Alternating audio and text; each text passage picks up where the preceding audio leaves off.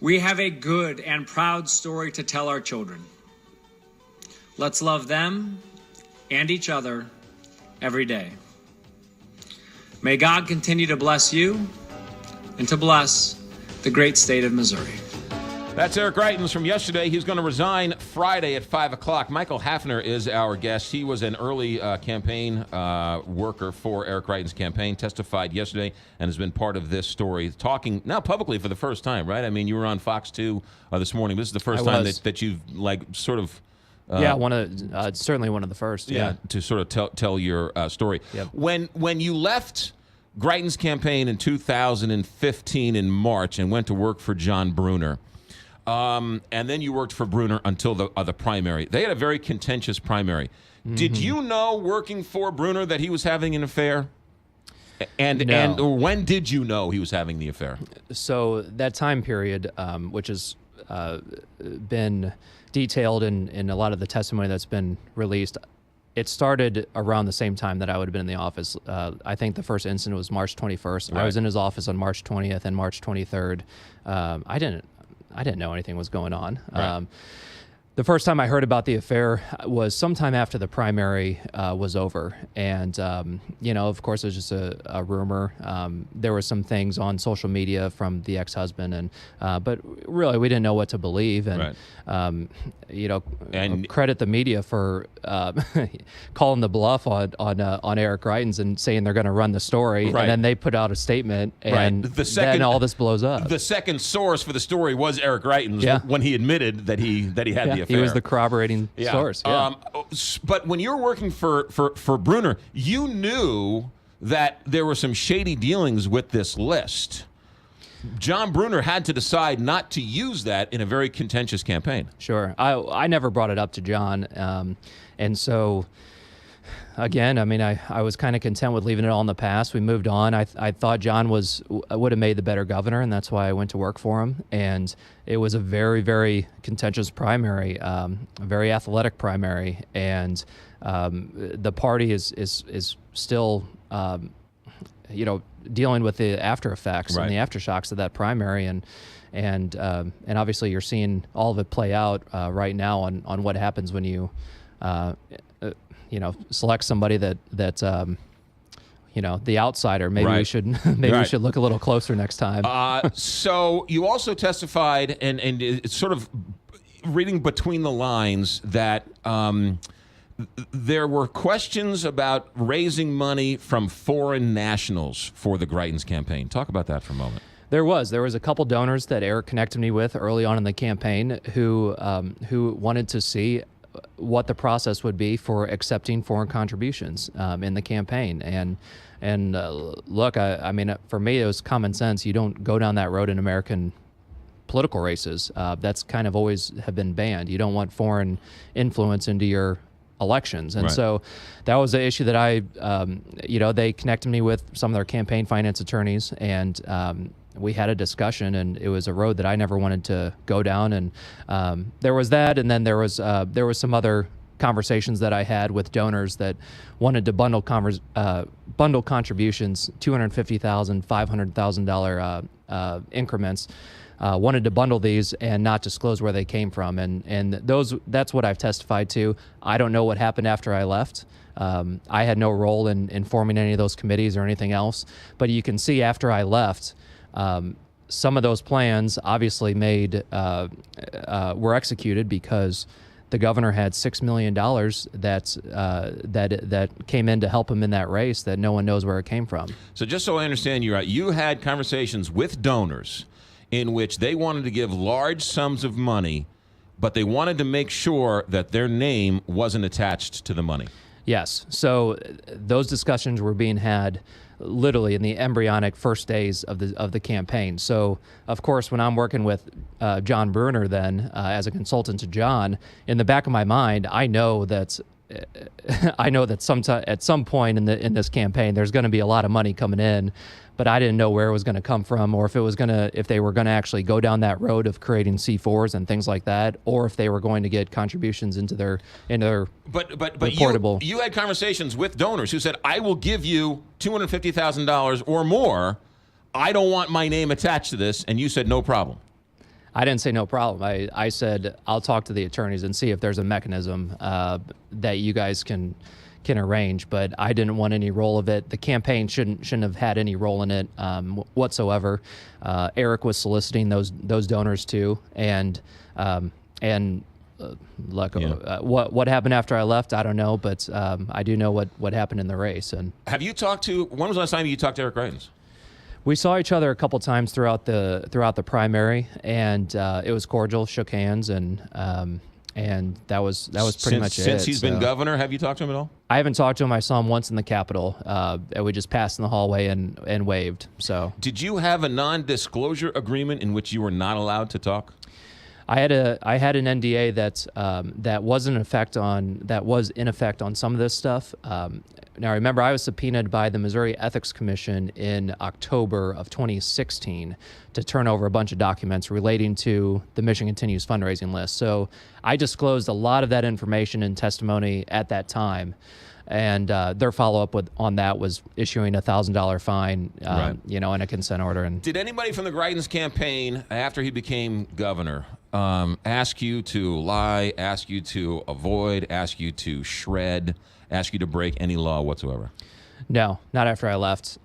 We didn't have any contact really. Yeah. Did you think you broke any laws, either morally? Or did you make any mistakes along the way? Looking back, I probably would have been more adamant on creating a committee before. Again, at the time, I didn't know the kind of money that he was spending before officially forming a committee. Mm-hmm. And so, looking back in hindsight, and knowing now through other testimony that he was having meetings and spending money on staff potentially even early into 2014 and deciding he was running for governor early in 2014. Looking back, I would have been more adamant about forming a committee up front so those expenditures in January and December were for sure reported. Mm-hmm. Yeah. But other than that, you don't think you broke any laws or did anything unethical? So, the other element to this is that, again, and I don't like to armchair quarterback anything, but look, at the time, I did not know that was actual property of the Mission Continues, the donor list, right. What I'm referring to. I had no idea that was created by a staffer of the charity, and I had no idea that it was acquired using anything but lawful means. Looking back, yeah, I was using stolen property, essentially. You were using stolen property, but at the time you didn't know. For political purposes. But you didn't know it was stolen property. Yeah, I had no idea that it had originated for certain with a staffer at the charity that was involved with fundraising. So you're still involved in politics. Has this soured you at all? So, there was a time period where, certainly after the primary ended, that I was frustrated. Sure, I was frustrated with, I thought that I worked for a really good, honorable guy, and John Brunner is a decent guy who puts the state and truly, didn't need the job and was running to give back. And I knew Eric and his ambition, and I knew that this was a stepping stone for him. And to see, and look, his campaign, he ran a great campaign, and he played the electorate, followed the Trump movement to his credit, and won the primary decisively. It was frustrating for me. I knew that you knew the inside. You knew the wrong guy won. Yeah, absolutely. Yeah. And so that was a frustrating thing to deal with through the primary, and when he was elected governor. Michael Hafner, our guest for another moment or two. Let me ask you a question about the leaked voicemail conversation between John Brunner and Eric Greitens, which is really interesting even now, 2 years later. Do we know who recorded that?